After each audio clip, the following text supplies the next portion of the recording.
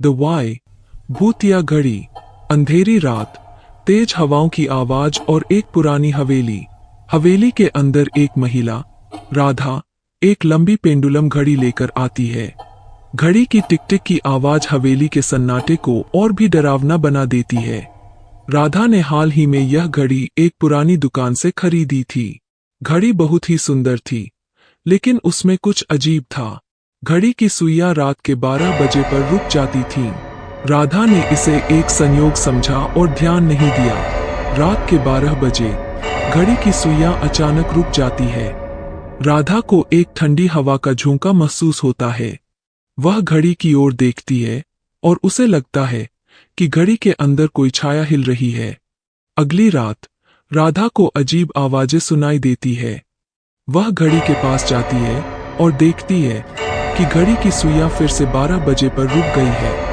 अचानक घड़ी का पेंडुलम तेजी से हिलने लगता है और एक भूतिया चेहरा उसमें दिखाई देता है। राधा डर के मारे पीछे हट जाती है। भूतिया चेहरा घड़ी से बाहर निकलता है और हवेली में घूमने लगता है।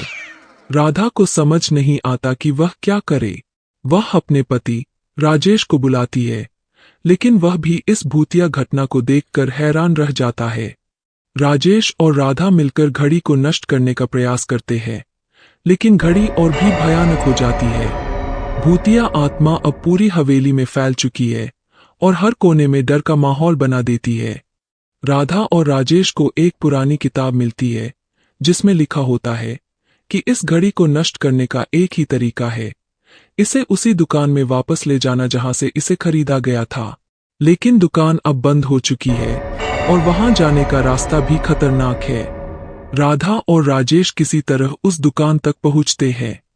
दुकान के मालिक ने उन्हें बताया कि यह घड़ी एक प्राचीन आत्मा से जुड़ी है, जो हर रात 12 बजे जागती है। आत्मा को शांत करने के लिए एक विशेष मंत्र पढ़ना होगा। राधा और राजेश दुकान के मालिक के साथ मिलकर मंत्र पढ़ते हैं। घड़ी की सुइयां फिर से 12 बजे पर रुक जाती है और भूतिया आत्मा एक बार फिर से प्रकट होती है, लेकिन इस बार आत्मा और भी शक्तिशाली हो चुकी है। मंत्र पढ़ने के बाद भी आत्मा शांत नहीं होती। दुकान का मालिक बताता है कि आत्मा को शांत करने के लिए एक बलिदान देना होगा। राधा और राजेश इस बलिदान के लिए तैयार हो जाते हैं। राधा और राजेश आत्मा के सामने खड़े होते हैं और बलिदान देने के लिए तैयार होते हैं, लेकिन अचानक आत्मा गायब हो जाती है और घड़ी की सुइयां फिर से चलने लगती है। राधा और राजेश को समझ नहीं आता कि क्या हुआ। राधा और राजेश घर लौटते हैं और सोचते हैं कि सब कुछ ठीक हो गया है, लेकिन रात के 12 बजे घड़ी की सुइयां फिर से रुक जाती है और भूतिया आत्मा एक बार फिर से प्रकट होती है। राधा और राजेश को एहसास होता है कि आत्मा को पूरी तरह से नष्ट करना असंभव है। वे आत्मा के साथ जीने का फैसला करते हैं और हर रात 12 बजे आत्मा को शांत करने के लिए मंत्र पढ़ते हैं। एक रात राधा और राजेश मंत्र पढ़ते पढ़ते सो जाते हैं। आत्मा प्रकट होती है और हवेली में घूमने लगती है, लेकिन इस बार आत्मा कुछ नहीं करती, बस हवेली में घूमती रहती है। राधा और राजेश को लगता है कि आत्मा अब शांत हो चुकी है, लेकिन अगले दिन हवेली में अजीब घटनाएं होने लगती है। चीजें अपने आप हिलने लगती है और अजीब आवाजें सुनाई देती है।